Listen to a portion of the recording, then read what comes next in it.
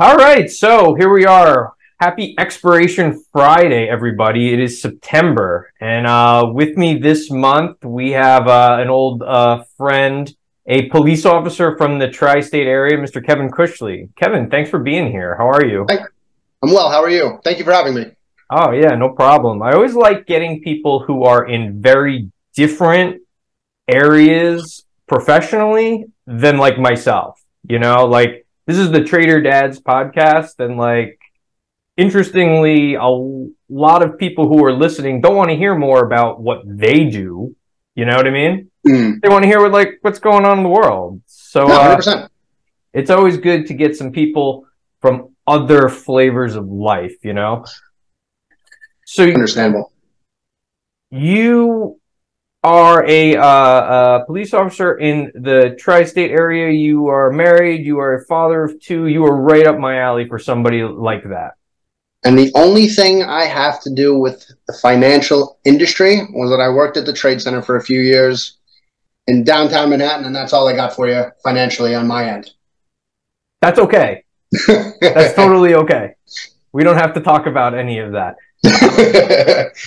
No, I'm not going to say. Although I presume then you read my latest Substack on the Chinese real estate crisis. Naturally, Yeah, of course. Of course. You probably right in my wheelhouse. Yeah, what I hope for, my goal in life is that men in their 30s will be sitting on the toilet reading my Substack. It's obviously number one right there next to a Motor Trend and Home Improvement magazines. Sure. Are you a big home improvement guy? Depends on who you ask. My wife says no. I try my best. My dad's very handy, and he has every tool under the sun. So I do try to do a little bit when I can. Like we built a shed over the summer, my dad and I. I'm a really, really good gopher, and I'm a really good helper. And you hold a flashlight for your dad? Exactly. Yeah. The ripe old age of you're closer to 40 than 30, but you're still gonna hold the flashlight. Yeah, I'm still very scared of him because if I don't hold it correctly, obviously I'm wrong, and I don't want to upset him or disappoint him. I get it. I understand completely. I have a repeating conversation topic on this is that I'm not working this summer. I'm in between contracts, and I start back in September. So I've been doing a ton of home improvement projects this summer. I actually did a fair amount of painting today. I'm painting all the cabinets in our kitchen. So I pulled them all down. I have them all in the garage using the paint sprayer. Did the prime coat, did the first coat, got to do another coat. I'm going to do all that jazz. It'll all get done in the next 2 weeks. It's my big project now that, we're back to school. My kids have gone back to school, so now I have the time. I got 1 more week. You got 1 more week, so you guys start after Labor Day? The 7th, I believe, for both. Okay. So a serious question. Are you more hard on yourself, or is the wife more critical of your work? You mean like my home improvement work? Oh, yes. Yes, your home improvement. That's a good question. It depends on what type of work it is. So she does not let me do any electrical. She does not let me do any plumbing anymore for reasons. Okay. She will let me paint. So I've been doing a lot of painting. We come from different angles of it. My wife is one who wants to just pay the guy to get it done, and she'll often assume like the whole enchilada needs to be replaced. Like name whatever it might be: garage door opener, garage doors, dishwashers, whatever. I'm more in the camp of like, well, let me Google around a little bit because maybe we can buy like a $12 part and just swap it out and we'll be fine. Thinking rationally. So we think back, we kind of go back and forth on it, and sometimes she wins and sometimes I win. She never really accuses me of being like bad at it. Like she's not screaming at me. Why? Is it like a sore spot in your house? And that's what happens? So I don't want to say yes and I don't want to say no. So I guess it depends on the work. Painting wise, I feel like I'm decent, but there's always I always like the criticism, going over it and making sure she lets me know where I missed, so I can touch up several times after. But for the most part, I don't think it's too bad. No. I mean, it's home improvement. It's DIY. It's never as good as like the HGTV episode makes it out to be. I wish I can get most of the things done in a half an hour or an hour Wouldn't that that be great? I'm tasked with. These guys are professionals, and at no point will I ever try to do anything more than I can chew, like an addition or a major electrical, or like dig a pool or like anything like that. I try to keep it as basic as possible. We like to joke, not so much these days, but when we were like we were like in the job, or not the job market, the house market, when we were kind of like finally thinking about what we were going to get, and also when we were looking at like our first starter homes like years ago, we were big like HGTV fan. Mostly my wife, but I'd be like one of those, like I would come in, I'd see it, and I'd get caught up with it, and I'd sit down for 10 minutes. Mm. We would always make fun of the people for liking to entertain. Like, oh, this place is for entertaining, as if what they must have, like, I don't know, cocktail parties every other weekend in your house. Like you're buying $180,000 bungalow outside of Toronto, but you're excited to entertain people. That's like the key to your life. It's like, all right, cool, but.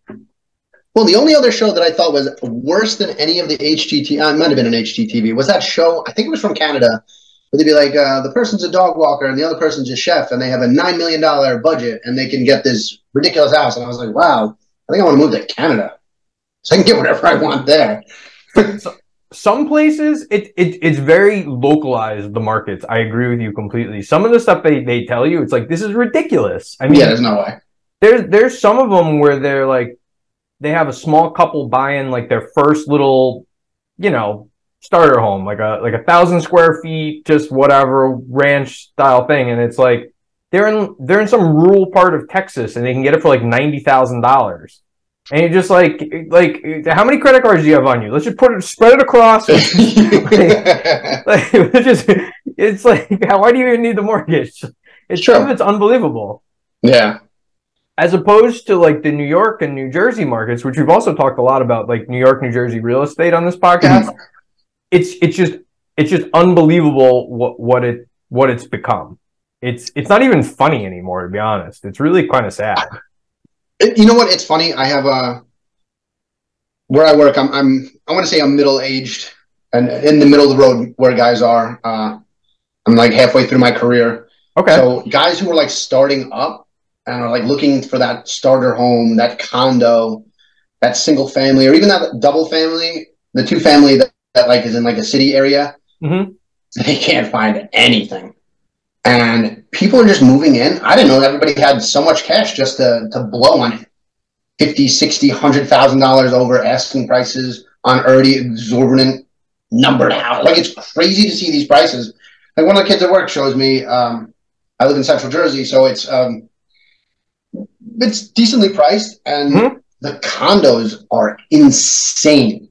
One of the development, I had a condo before this house, and I spent 200 and change on a condo, which I thought 10 years ago was, I don't know, expensive. Sure. That was like, big. Yeah, like I thought it was at the time. Yeah. It's doubled. Wow. Same exact. And it's unfortunate that nobody can start. And you got guys in their 30s that are like now still living at home or like renting, and they spend like $3,000-$4,000 a month with roommates. And you're like, that's completely insane.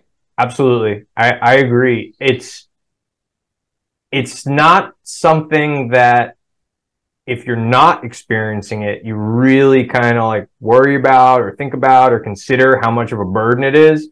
It's like people with student loans bitch about having student loans, and people with, who can't afford a home right now for either the appreciation of home prices or because mortgage rates have skyrocketed. Well, if you already own a home or you don't really care, you don't really think about it. But those are the things that just kill you financially. Yeah. It just becomes more and more difficult to like just get any traction. Yeah. One of the things that I'm finding, I'm kind of following, like as I can. And you might not know this because you were saying, guys who are like, renting with 2, 3 people in a walk up somewhere, or like what are the ones where you have like in like Jersey City, you'll get like you get like 2 families, 3 families, stuff like that. What a lot of like average Joe people don't know is many of those things that are being bought at like above asking are not being bought by some like family. It's not like, oh, it's like, Bob and Mary got married and had little Johnnies, so now they're buying their first house. Those things are being bought up by major corporations who are looking to build them out, to rent them out as like corporate rentals. It's a major person, or not person, just like a major like source of people, of buyers, is like corporations now, because they're looking to turn them over and just rent them out to people. And so you'll get like there are now products. So now, I know you're not a big finance guy, but like they have products now which are like securitized instruments, which are basically residential homes packaged, and you get the dividends for that product by having the rent from that 30-something guy pay the rent. Little that goes to the mortgage, and the rest goes into the product of the dividends. You can buy it as an investment. So anyway, long story short, the whole rental market is getting skewed by big corporations buying all of these individual homes up and then managing them. So it's not like the source of wealth for middle America that it used to be. A lot of people are just priced out because big corporations are now looking at it as like a business decision. So it's working. Yeah, it's working, right? Yeah. Yeah. I mean, it's just weird to see like how timing was everything. Getting a house. I mean, I don't think I'd be able to afford my house that I'm currently living in if it was 5 years later. 100%. It's just crazy. Another recurring thing. We got in by the skin of our teeth. We closed on our house just before rates skyrocketed, and it is as I say, from my cold dead hands, I'm gonna sell this house now and give up my 3% rate mortgage. That's a whole other problem, because people who do own, like individuals who own, but as opposed to like the corporations that I was mentioning earlier, people who own a home but might want to move for whatever reason, say like, I don't know, empty nesters, or just like people moving from like their that starter bungalow home to like a real house. They don't want to do it because they're going to like, lose out on those locked in like great rates. So there's not a lot of supply. Yeah. And that's causing prices to go up for a whole other reason. It's unbelievable. It's just so wild. Like my parents have a house that I grew up in. They haven't left. People knock on their door offering cash offers to move. And they're like, where are we going to go? What are we going to do? We're going to move in with you? I'm like, no, you can stay where you're at. But it's just crazy that it's like that. Oh, yeah. Yeah. I 100% agree that it's both wild and probably not at all healthy for like the economy in the long run. Because what a lot of things, like your house, when you build equity in that, like let's say you're 26, 27, you buy a house, and then you put like 10 years of equity into it by building, paying the mortgage. A lot of people who want to do like something risky, like they're like, I'm gonna like, I've been working in this company for 12 years, but now I want to like spin off and make my own, I'm gonna make like my own little company. A lot of people to do is they'll take money out of their house to fund it. Right. So like starting a business or doing anything like that, all that equity that builds up, a lot of people aren't experiencing that now. So they're kind of just SOL. It's like a whole generation of people who are just SOL. Yeah. It's weird. Because I feel like that was kind of like the way of life. High school, college, apartment, go to live in the city for a little bit, come back to the suburbs, get a house, do the white picket fence thing, and then, live your life. I agree. Another factor with it all is like inflation. Inflation's been killing everybody the last couple of years. And our generation, unfortunately, is it's like musical chairs, and the music stopped, and now we are the first generation in like 50 years to now have to deal with inflation. Yeah. Stocks. That's a whole other. That's like a yet another factor, which makes it a little bit harder these days. I was. I don't post on the Trader Dad's Instagram too often, but occasionally, if I see something, I'll throw it out there. I just put out there a couple days ago how inflation has eroded. Like in 1983, if you made $100,000 a year, like let's just say in 1983 you had a good job, you made $100,000 a year. To have the equivalent like purchasing power, you'd have to have a $300,000 job today. So, That's. I don't make $300,000. I can tell you that right now. Yeah, I'm a little shy of that. A little shy of that, But there's a lot of problems. I think I'm always interested, and I said at the top, how people who aren't in finance are perceiving these types of things.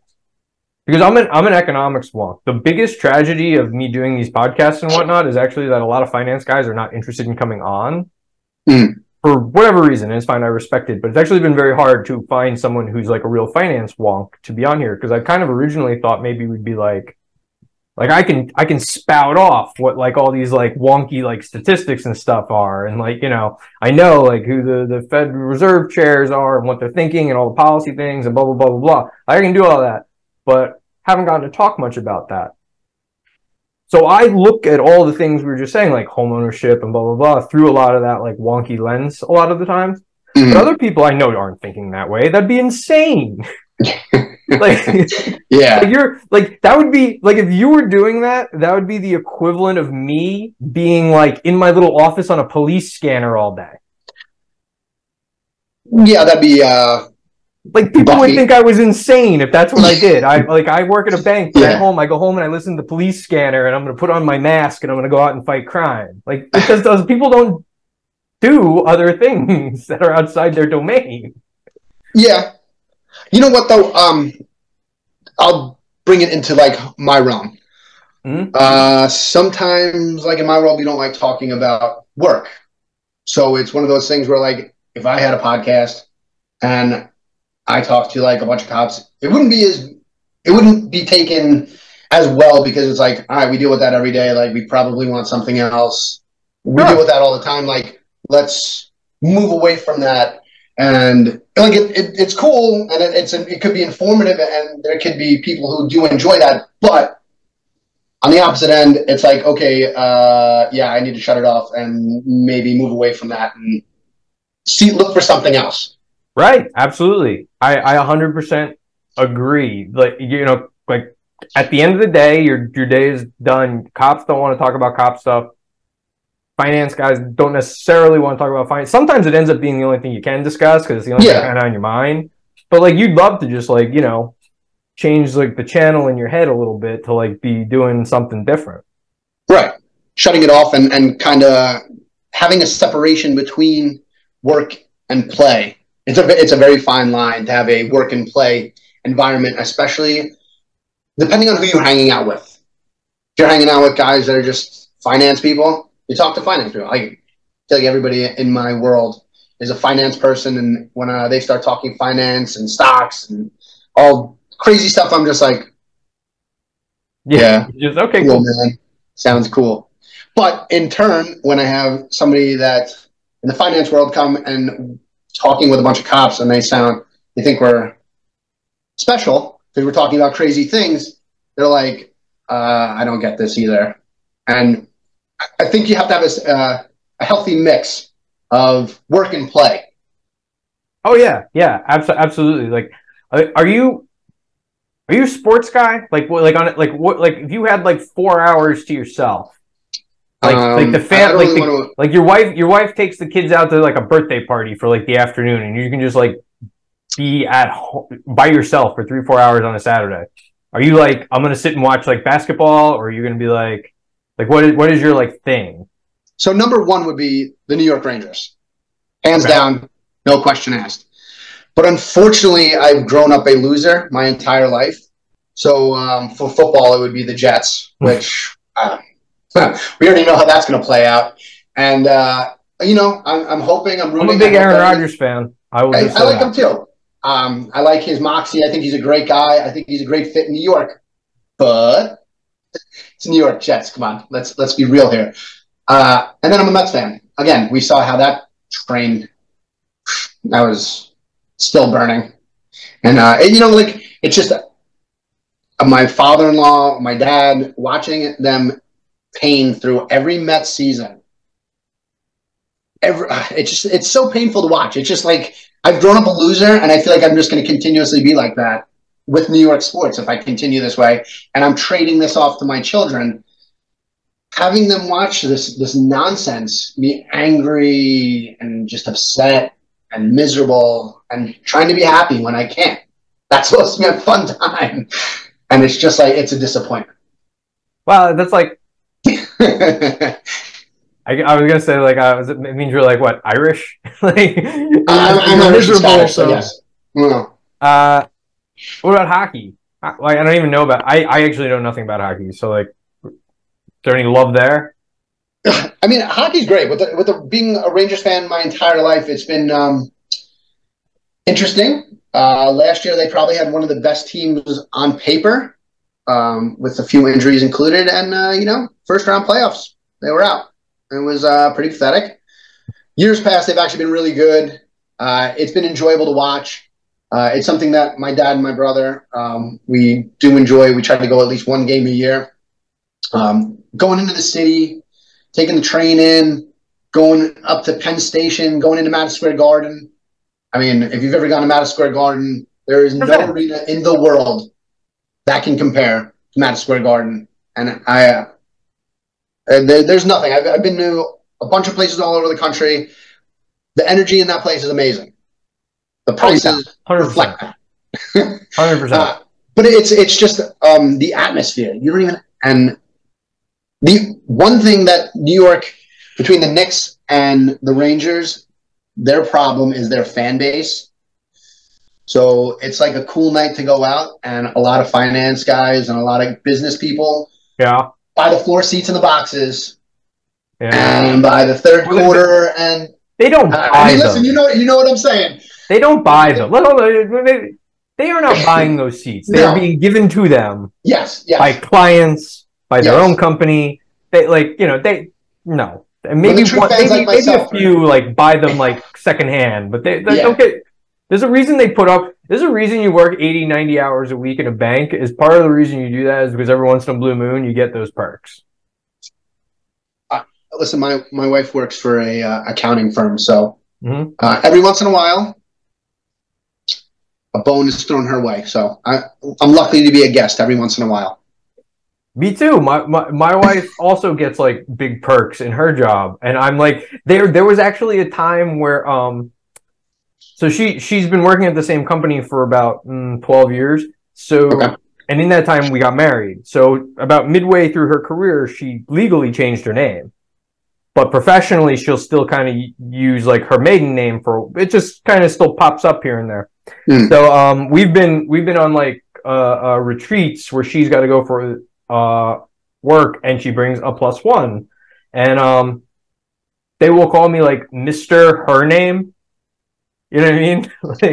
like I'm like just walking by. It's like in Saving Sarah Marshall in the beginning. Like I'm just like holding the important person's purse. Like that kind of happens sometimes. I find myself in that situation from time to time. So it's funny that you bring that up, because I'll be going to a boxer event, and like it's a big like networking thing, and like it's all really cool, and everybody's like really schmoozing, and everybody's like, they're like, what do you do? I'm like, I work.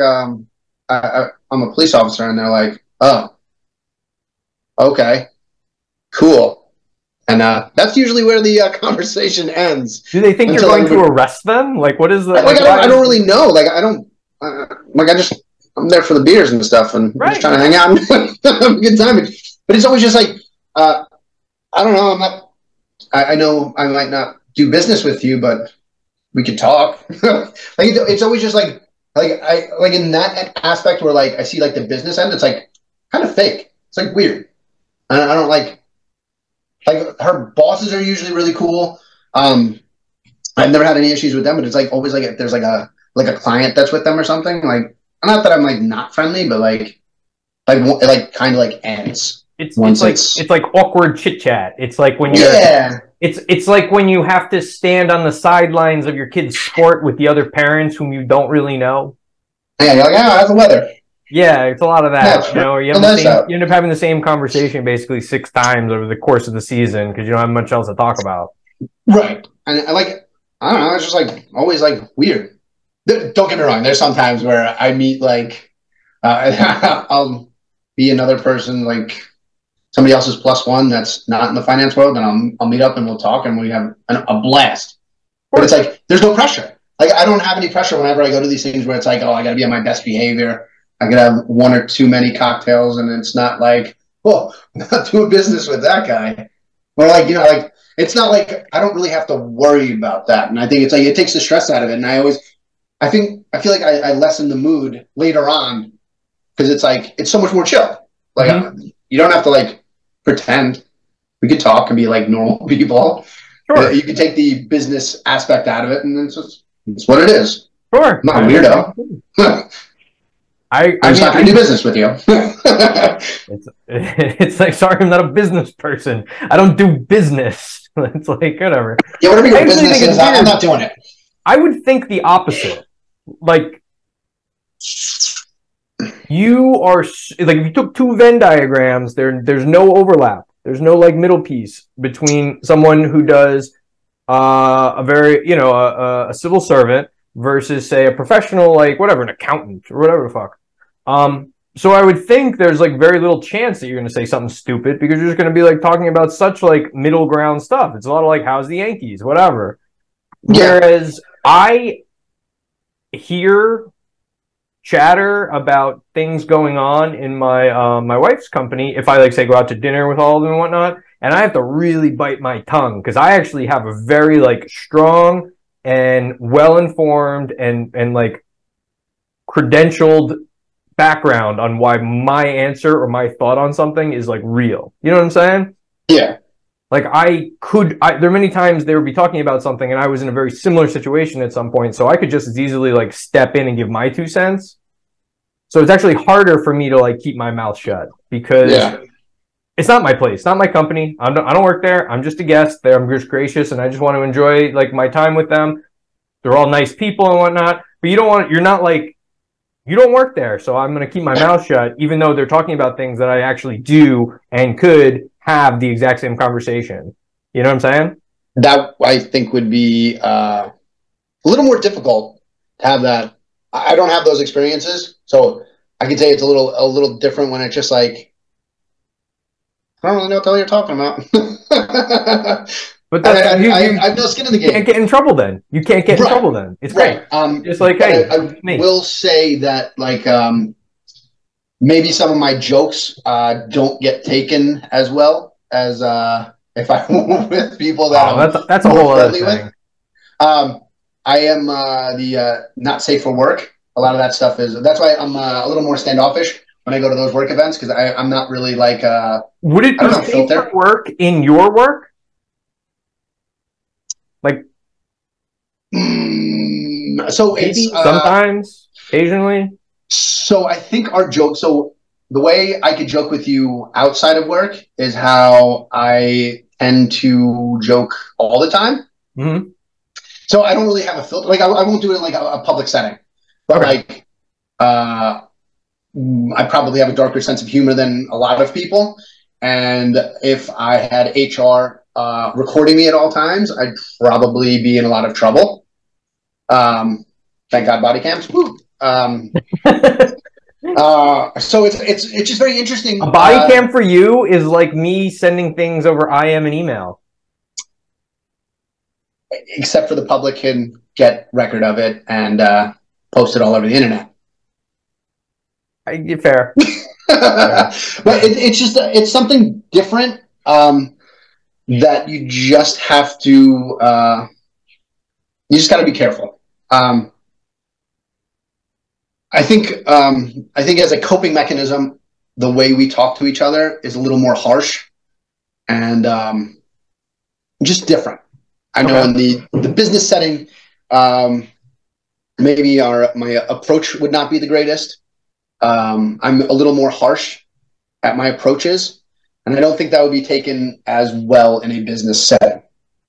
I've never worked in a business setting, so I don't really know. I'm not an office person. I have almost 15 years in law enforcement, so I'm very set in my ways, and it'd be very weird to change. Oh, sure. That's like if you asked me to suddenly like go out and quite frankly help people all day, I'd be like, ew, like I don't want to do that. You know what? It's a cool thing. Uh-huh. It's thankless, but it's fun. I enjoy like I don't know. I give directions all day. How did you like walk me through it? This is something I kind of always so like. I'm not gonna make it about me. Like, just walk me through. Like, was your dad a cop? Was your Nope. uncle like? Because that's a very like. It's not nepotism. It's just like keeping it in the family type of thing. So usually it's like that, and like somebody's grandfather and their dad and their brothers. Right. I know it's very common even today. Right.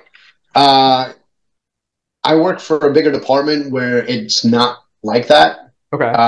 It's more of you take a test, you score well. Physically, you have to endure 6 months of the academy, and it's just. But like you personally, like you have to take like the test. I guess you mean like a civil servant exam. Yeah. So, like, why did you decide to do that versus say like I don't know, become an accountant? I don't know. I was never a school person. I never really liked school. I was more of a sports guy. I like doing stuff like that. Was a little more like I don't know. I never really was like just into the school thing. It never really. I just always wanted to be a cop. Like that was always like something that I've always wanted to be. I always like watched cops and like stupid shows like that. And I always like wanted to be like a detective, America's Most Wanted, and like they always catch the bad guy. And, you're like, guys, I gotta get home by 4 o'clock. Cops is on. And yeah, like stupid stuff like that. It was always Fridays at 8, but no big deal. But like there was like always like just stupid things that were that I always just liked. Mm-hmm. But in turn, I like fought authority. That makes any sense. Well, there's always the cliche that like the asshole in high school grows up and becomes the cop. No, yeah, like not that I was like maybe I was. I'm not saying you like, were. No, I'm not saying you were like for an asshole or anything. No, but no, I understand that cliche. I get what you're saying. Funny, like I was never like, oh, I would always question everything. Why? Sure. Why? That was something I would do. Now I think that was something that was always good to question everything and not always just accept. Not getting into anything political, but I think it's something that you should always just, don't take a status quo and just kind of like, look at all aspects of everything. Sure. Going back into like me looking into a career in law enforcement. I mean, I started in the prisons. I was a corrections officer for 5 years before I made it to my job now. I worked in 2 different correctional facilities in New Jersey. I was on a special team where all we did was searches and find contraband. I was able to go to 13 of the 15, I think it's 15 prisons in the state of New Jersey. I have a pretty extensive background. I've been to 3 academies. Unfortunately, now policing is what I do. But in turn, I would never want my children to do what I do. Really? No. It's just, it's just changed so much. And now with everything just being so political, it's just weird. You go to like parent-teacher conference and like you say, "Oh, I'm a cop," and then like you get like Snickers and weird stares. Really? And it's somebody's like, "Oh, did you ever shoot anybody?" And you're like, "No, I didn't." I mean, I shouldn't laugh because it's like, on the one hand, I could probably see myself asking that question at some point, just because it's tantalizing, the idea that it could be on the table.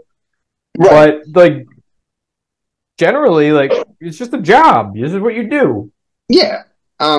Do people take it more seriously than others? Is there always that guy who takes it too far? Is there always something politicized? Is there always we could talk for hours on everything about policing, and it's just like my opinion doesn't mean anything, and probably just get me in trouble at work anyway. But it's just and with politics and policing and where you are, and it's just the past few years have been very interesting, with just major things going on throughout the country. It's unfortunate that some police have been vilified, and it's been very interesting, the repercussions of a few bad apples, and it's tarnished the career, and it's kind of been like your career. You don't mean your career? Not my career. The career. No, like the idea of doing it. I'm sure you've watched Law and Order, and everybody calls it The Job. I don't. I actually don't. I hate Law and Order. I never watch it. Good, but it's a great show. Just you ever get bored? We watch a million seasons of it. So procedurals don't interest me across any. I don't watch any medical procedures. I don't watch. I didn't watch like ER or Law and Order. I never watched any of that stuff. No. Interesting. Well, also, The Job is referred to as policing usually. So if somebody's on The Job, I would say The Job has been tarnished by several bad apples, and it's been very interesting. The backlash, for the most part, like any other job, 99.9% of people do their job.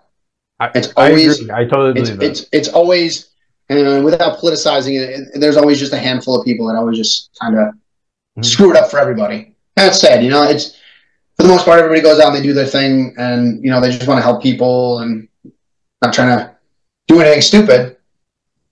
Sure. But there's always one. That's what I do with my job. Trying to do anything stupid. Yeah, it's just unfortunate. Yeah. Oh, man, there's a lot I'd love to unpack with all of that. I kind of like open-ended. Let's take a step back from some of the more controversial thoughts on any of that, whether you agree or disagree. You mentioned your kids, you don't want them to do that. Like in your mind, then what would be a good career track for your boys? Firefighter, 100%. Really? Yeah. Serious? You're 100% serious? Just switch to be a firefighter? It's a great gig. If we put this clip up on the internet, are you going to be called a turncoat? Unfortunately, or fortunately, depending on how you want to look at it. Like an Army guy rooting for Navy? No, not that. Well, kind of. I might get some backlash on this, but it's okay. The department I work for, we are trained in both. So. Oh, really? I didn't know that. However you want to be. I did go to the fire academy as well. So.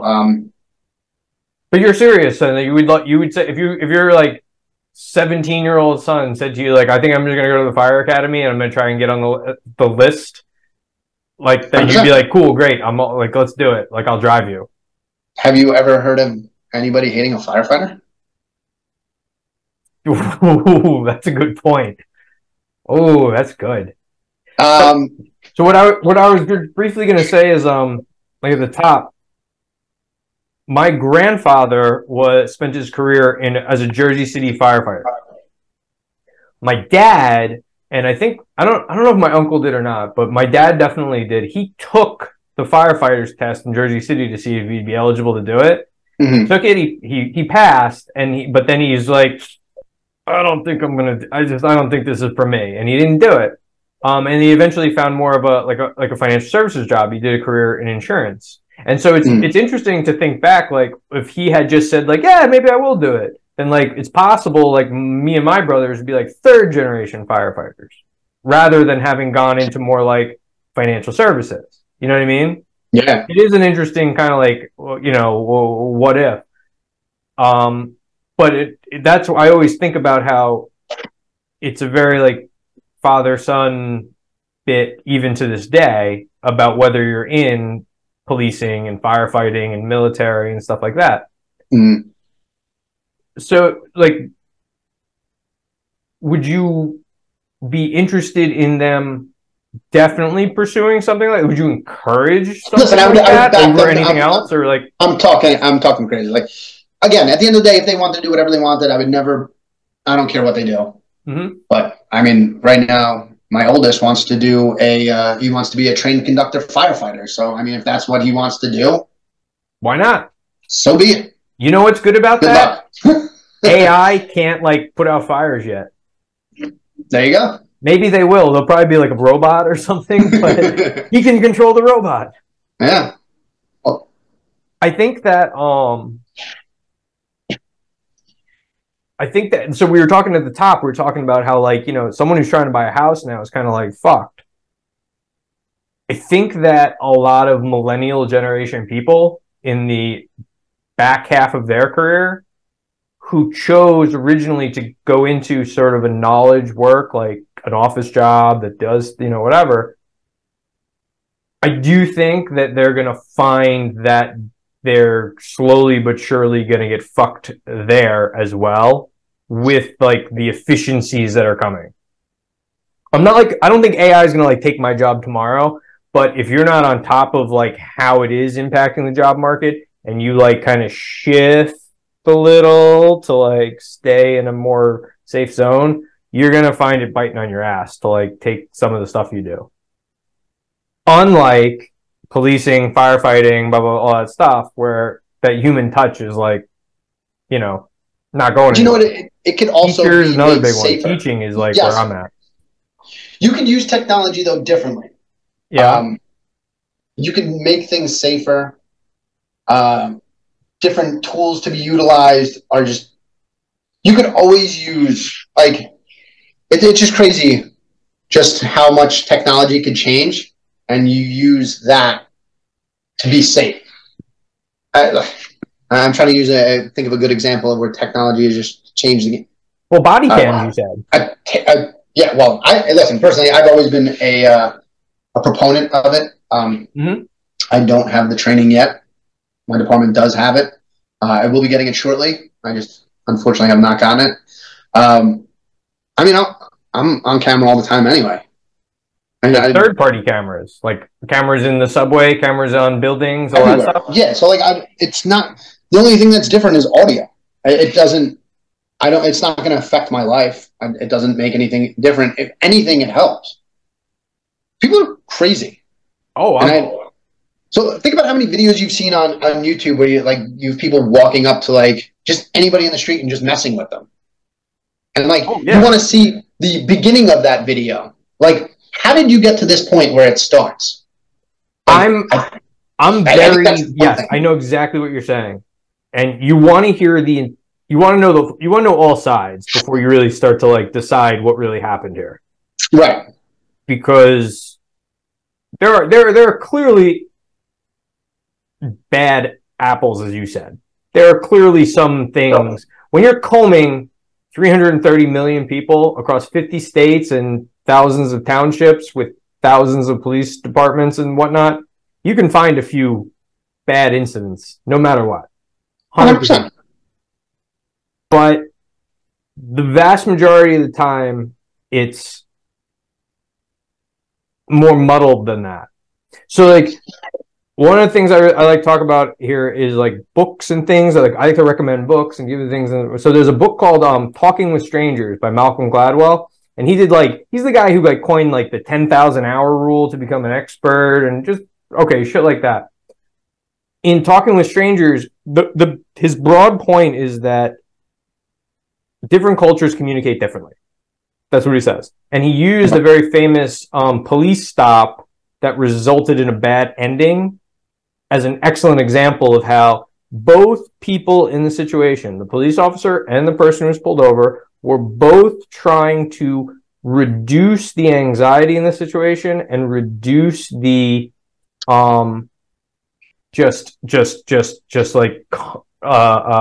conflict in like the stop. They were both trying to bring down the energy level so they could get through this calmly and peacefully.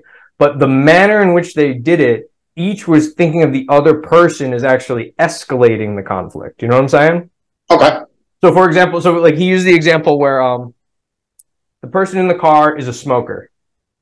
So he gets pulled over, and the woman, it was a woman, she at one point decides to pull out a cigarette and light it and take like a drag on the cigarette. Now, this is his point. Among smokers, smoking is an activity in which you try to alleviate stress. Deep breathing. Yeah. So she is lighting the cigarette in order to take a beat, like just, I'm going to do this now, you know, I'm going to take a beat and I'm going to take a drag and I'm going to like calm myself down and I'm going to try to like reboot this conversation. The police officer, on the other hand, non-smoker, police officer, whatever else, viewed it as very disrespectful. You know what I'm saying? So he's now getting ticked off that she decides to light a cigarette in his face. Okay. So you can take either side of that. Right. But the point is that like these both people want to end this situation cleanly, but they're doing it in two totally different ways that it goes away. So like Talking with Strangers, Malcolm Gladwell book, talks all about that sort of stuff. Something me personally I like to do. Yeah, go ahead. Shut the fuck up. Go ahead. Just shut the fuck up. And sometimes it goes away. Fair. You know, what do I know? I mean, how many people have you stopped and talked to versus me saying, I read a book once? Like, I mean, today, personally, I've probably came in contact with 1,000+ people. Whether it's a direction, just telling somebody to move in traffic. I mean, it's a lot. And out of those interactions, how many bad ones did I have? I mean, for me, I don't think I had any. To somebody else, it could have been the worst day of their life. Excellent. But, yeah. No, you're absolutely right. Like that person may have been. For me, this is where it's every day I come in contact. And this is a weird comment. Every day that I come in contact with somebody, it could potentially be the worst day of their life, and it's just my everyday. I get it. And it's like who's having a heart attack, who's missing a kid, who's missed a parent who has some sort of illness, who's missed a taxi, who's missed a train, and that literally could be the worst experience they've ever had. And I just got to help them. And it is what it is. And I got to treat everybody the same. And I think this is one of those things where it's like, depending on what answer I give you, you're not going to like it. And it's a lose-lose for me either way. I can't help every possible situation. No, believe me, I get where you're coming from, and I really do. It's something I really think about because it intertwines with some of the recurring themes that I talk about here. Like remote work is big, which is the polar opposite of that. Like if you work at home every day, all day, you are one of one. Yeah. And that's that you lose out on some of the socialization and social skills needed. And quite frankly, you just don't see what people are dealing with day to day. You don't have to like expel the energy. You also lose sight of the fact that just interacting with people over and over and over again is a form of labor and toil. Yeah. Like that's what it's like this is a hard job. Well, that's what the money's for. It's in that vein. Like your job is that you have to deal with people. Right. It's, you know, I get to experience both ends. So during COVID, it was a very difficult time for everybody. I think both physically and mentally. It was very taxing. And I feel like this was the closest time that everyone's been to jail. You're locked in your house. It might have been a big cell, but you're locked in your house. Oh, yeah. And like, you go to the supermarket and you are scared to death that if you coughed or sneezed, you might get killed. It's a possibility. I thought it was the craziest thing. In like April, May of 2020, that's not an exaggeration. I remember going to pick up groceries for multiple people because they were afraid to leave their house. Listen, I had to go out, I had to do my thing, so like maybe I was a little skewed and like I took it less seriously than everybody. I went out, I did my thing, you know, had my hand sanitizer, I had my mask. I did it. I was more willing to go do things for other people because like, hey, listen, I get it. Sure. Nobody knows what the hell's going on, but like I'm forced to go out and do my thing. So like, listen, job I signed up for, I get it. I'll take it. I'll help everybody out. It's all good. The opposite end of that, the mental taxing of like not seeing my parents and then like them not wanting to like come over because like I'm out in public, right? Or like was I don't think I would have been okay mentally being stuck in my house. And I think that I tried to put myself in other people's shoes because people went crazy, and they're like still kind of like getting a little better, but like not 100%. I I think that COVID agree. really scared a lot of people and like really gave everybody like a false sense of entitlement also, Really, because entitlement. how I'm talking to you, I can type whatever I want and I can say whatever I want. And there's not a damn thing you can do about it right now. But if I Oh, see you in public and you want to talk all that craziness, it's a little different. Or that human interaction. I think that was also like another. People just literally were just fighting all the time. It was crazy.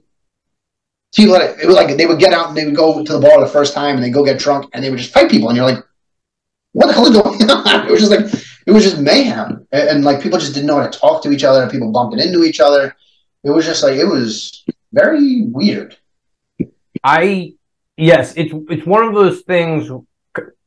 The early days of COVID will be. I call it like when you think of a tree and every like there's rings in a tree. You know what I'm talking about? Like every Yeah, year the tree grows has rings in it. It's like a global like ring or a notch in the ring of like 2020 for the like tree of everybody because it was such a it was the fact that basically everybody on the planet can tell you how like COVID impacted them is insane. And probably not since 9/11 for like people who live in say like New York, New Jersey, can everyone be like, wow, that was fucking weird. yeah, So I get where you're coming from. Like we had our like everybody has their own COVID story. Like where were you? What kind of house were you in? What was your job? Were you an essential employee? Were you this? Were you that? Everybody is different. And it goes right back to like what I said at the top. Like as a police officer, when did you like March of 2020 was the last time I was in an office. You know what I'm saying? Like yeah. they I told me to mean, go home, and then I did, and like that was it. I haven't actually worked with anybody in person for 3 years. I can When tell did you you? exactly when it was. St. Patty's Day. Okay, So St. Patty's Day, it was March 17th, 2020. I was supposed to have court. They canceled court, and I was pissed about it because I was gonna have to go to court. I mean, we'll go back to me being an Irish Scottish guy. St. Patty's Day, one of my favorite days. I do like to indulge in a few Guinnesses and maybe a couple shots of Jameson. And it's like one of those days that I try to meet up with old buddies and we reminisce. And one of the few days that I actually go out with like cops and like sure. we'll talk about olden days and war stories and all that fun stuff. Oh yeah, Um, so they canceled court. I come home and I'm like, this is crazy. Like, it's gotta be pretty bad. If they're canceling court, like, it's like yeah. pretty legit. So then I called my buddy and I'm like, yo, like, they canceled court, so we're gonna still go out. So I don't know if you're familiar with Kelly's in I guess it's Neptune. Yeah, Neptune. No. That's always my favorite spot to go. I go every St. Patty's Day, Okay. and they closed every business. So it, unfortunately or fortunately, a bunch of us still went to the parking lot, and we were not allowed to be served. But unfortunately, they threw out a lot of food, just enough for the 15 of us that were right there. Oh, And there how was a convenient. couple of cases of beer that they threw out as well. So unfortunately, we were able to pick them up and take it off their hands. But like, it was just crazy to see like that is a day of infamy for me, where I'm just like the world literally shut down, Oh yeah. and it was just like forever as I knew it, and we all knew that it was going to be something crazy when everything shut down, Oh yeah. and it was just like, what do we do? Uh, I work in an airport, so it's for 4 or 5 months we would have like 4 flights a day, and it was This like isn't a small airport. I know what airport you're talking about. top 10 airport in the country, busiest airports in the country, one of the top, and it's not JFK. It's one of the biggest airports in the on the East Coast. Um, it What's the was normal so rate out of that airport? It's gotta be like 80,000 a day on like a Friday, Saturday. How many? 80,000 Flights or people? Flights. People. Yeah. A couple hundred. A couple hundred flights. Several hundred. Yeah. So there's heavy volume that I deal with on a healthy basis. Oh yeah. And it's just like if the flights went out, there's like 9 people on them, and the best. Every flight that came in, everyone had COVID. Somebody sneezed, COVID. We had a guy. I don't like doing war stories, but we had a guy. Unfortunately, he had I don't know if it was a heart attack or a stroke. Unfortunately, we were pumping on him. They pumped on him for 40 minutes. There was a doctor that stood up on the plane and goes, he had COVID. And the wife was like, I didn't know that. And he's like, yeah, he definitely had it. Some random doctor on the plane. And we were like, whatever. Really? It was just, I'll never forget it. It was just, this guy just stood up and was like, yeah, he definitely has COVID. Jesus. These are the interesting insights that I like to get from people who are in different realms of life, because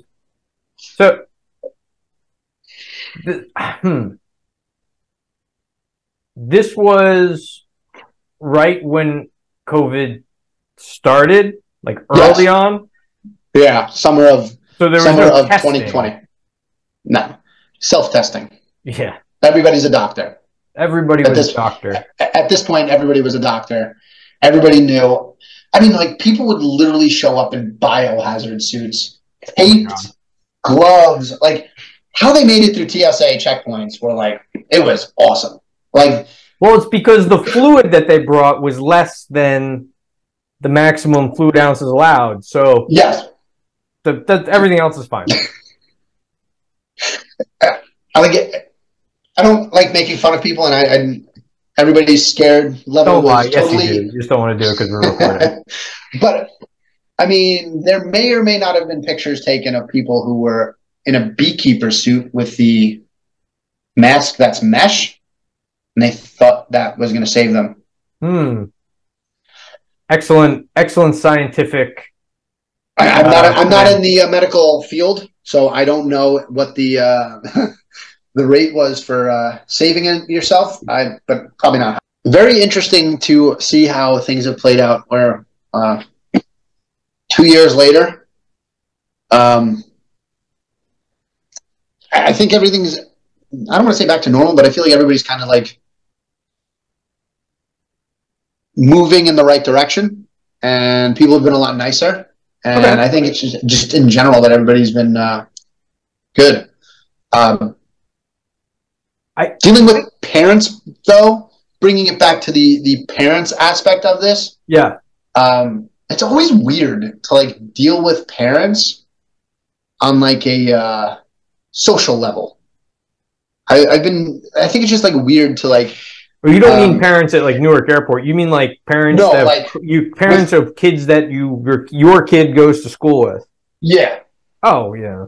So I think it's just like, I mean, I can fake the funk with somebody else's kids, but like when I'm working, but like, listen, if we were to get it together, we already know how it's going to be. It's what it is. But like when you go and you have that first initial interaction with like parents, it's always like, you gotta you have to put your best foot forward. Like your kid does something like your kid's an asshole.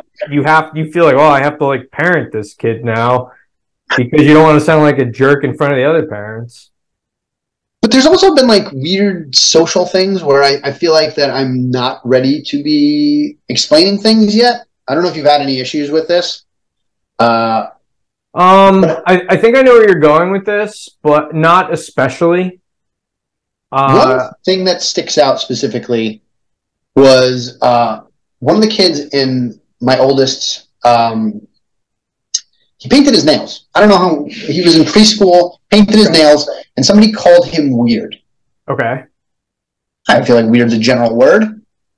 It was just one of those things that I thought was very interesting, and it got I don't know what it warranted, but it got an email from the parent saying that their kid can do whatever they want, and we should teach our kids that people are different and that things aren't weird. Your kid was neither of the two, I presume. No, my kid was neither of the two, and I'm just I mean, my initial thought on that kind of stuff is just like, well, that's between them. Like, I'm not getting involved.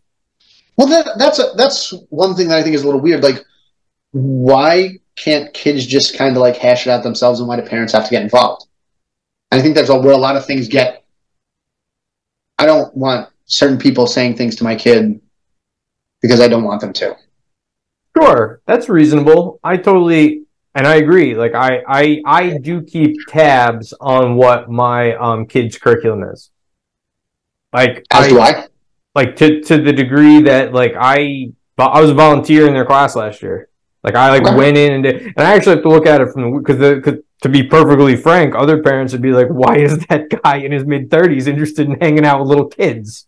Like, I have to be careful about it from the other direction, to be perfectly honest with you, that me taking an interest in what's going on there could be misconstrued as being like, I'm the weirdo.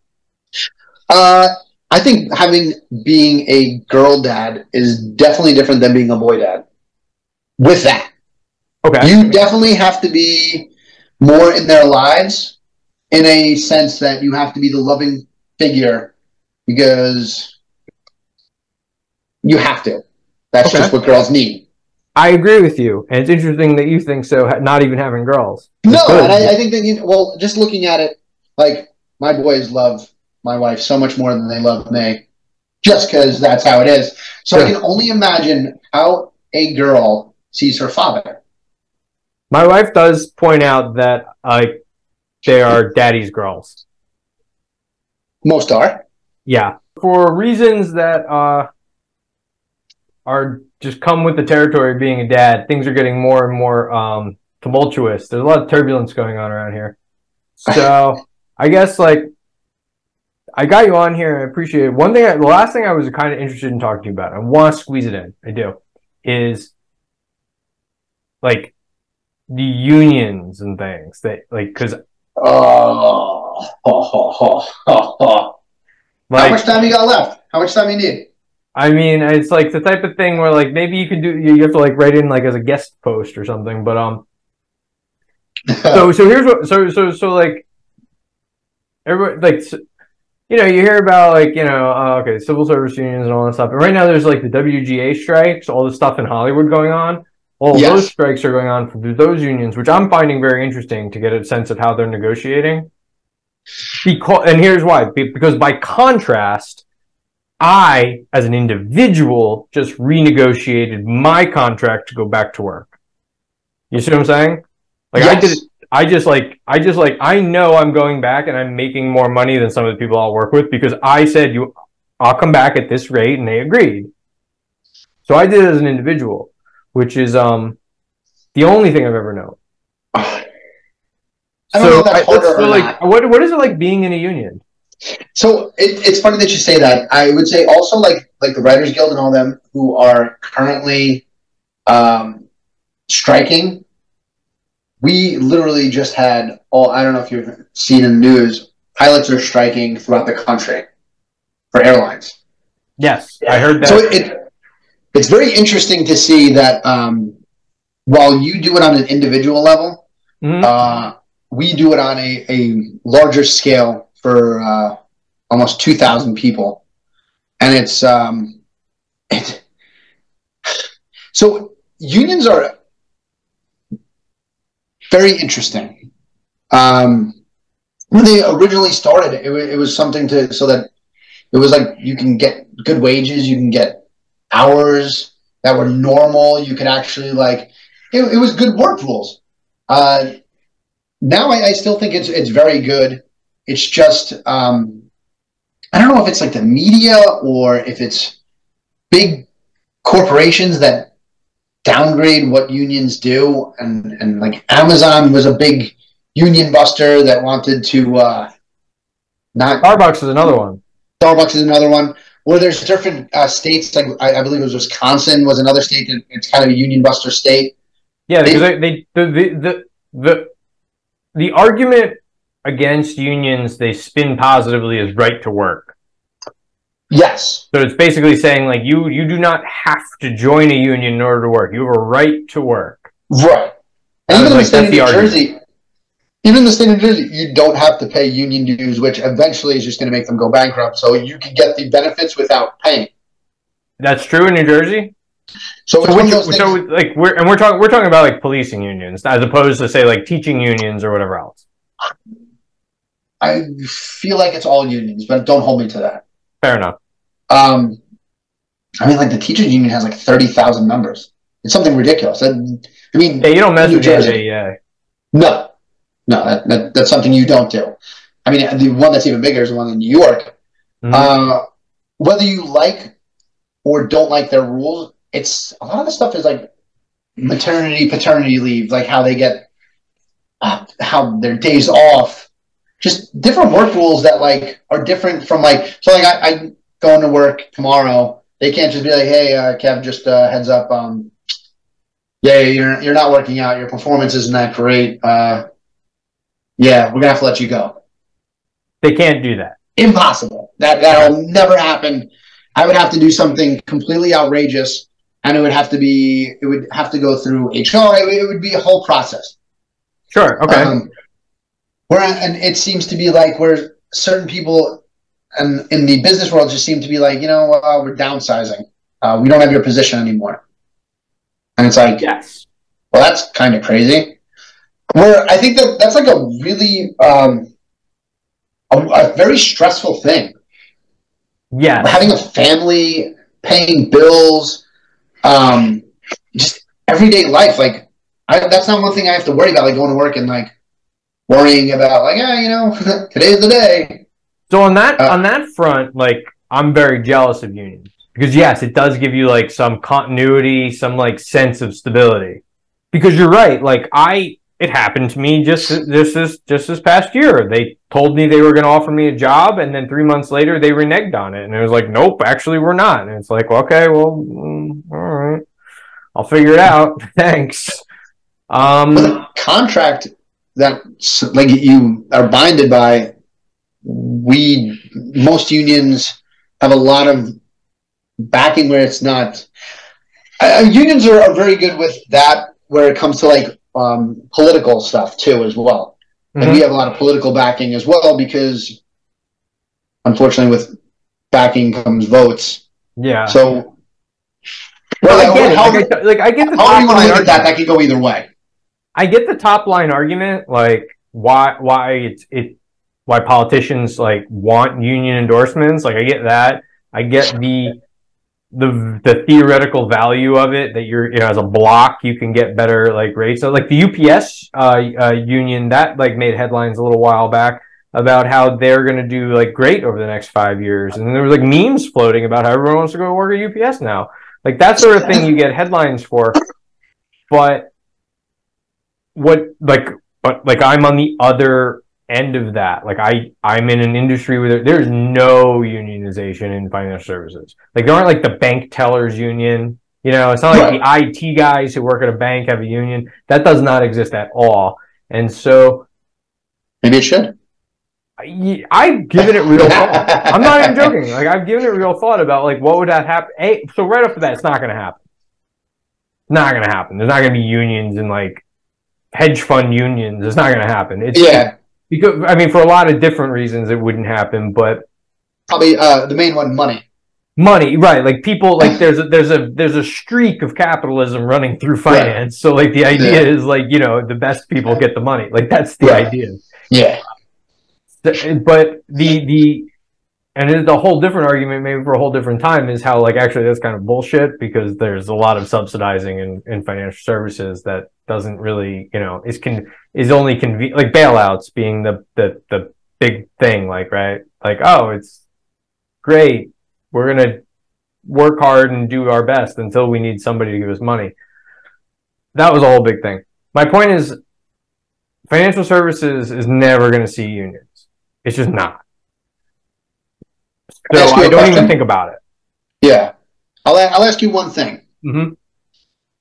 Do you think you're the best at your job? No. Do you think that you should get paid because of how well you produce? It depends on how they judge production.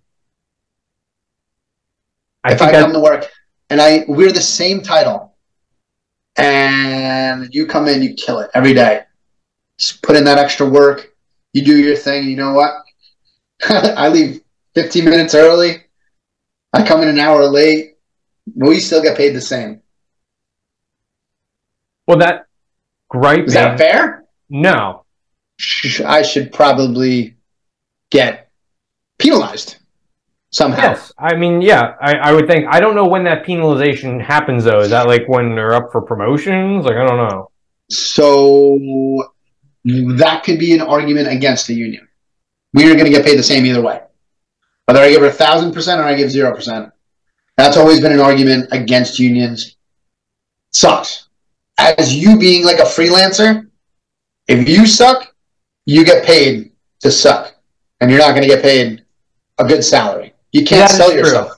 See, that is true. Like, I'm not the best at what I do, but I'm strong. Like, I'm like, there's a big difference between. It's like with all the unions in Hollywood, they're on strike and negotiating for new like rules and regulations about how they're all going to be paid for this and the other thing. A lot of that is skewed because you have like fucking Tom Cruise is in the union, but like Tom Cruise is not like hard up for cash because he's not getting his like minimum SAG wage. You know what I mean? So there's like an inequality within unions as well, though, isn't there? So like the thing that I never really understood was like, and like in the union aspect, like I know they always say like fair wages for like men and women. Mm-hmm. What I get paid and what a female gets paid at the same rate as me is the same. So in a union, it's always the same. So like in the business world, that's a problem, not for us. Is it a problem in the business world? I don't want to say it's a problem. Maybe that was a wrong choice of words. But like, you'll see like a commercial. Oh, the CEO of this company and the CEO of this company, one's male, one's female. They make two different salaries. But I mean, there's a lot to that. Okay, so that's a little there could be a lot to that. But like, when you have a contract for union members, it usually goes by time on the job or years of service. Okay, that makes sense. It's always going to be the same, whether race, creed, sexuality, it's always the same. Mm-hmm. There's no different. And that's just what it is. I don't know about the business world when you're in a... See, I would actually argue that having the transparency of what you get prevents people from getting dicked over. Like, that would be the... On my end or your end? On my end. Like I'm public record. Everybody that I work with is public record. You can see, you can go right now and Google what I make, and you'll know. I can't do the same for you, sir. Full disclosure, I have. Thanks.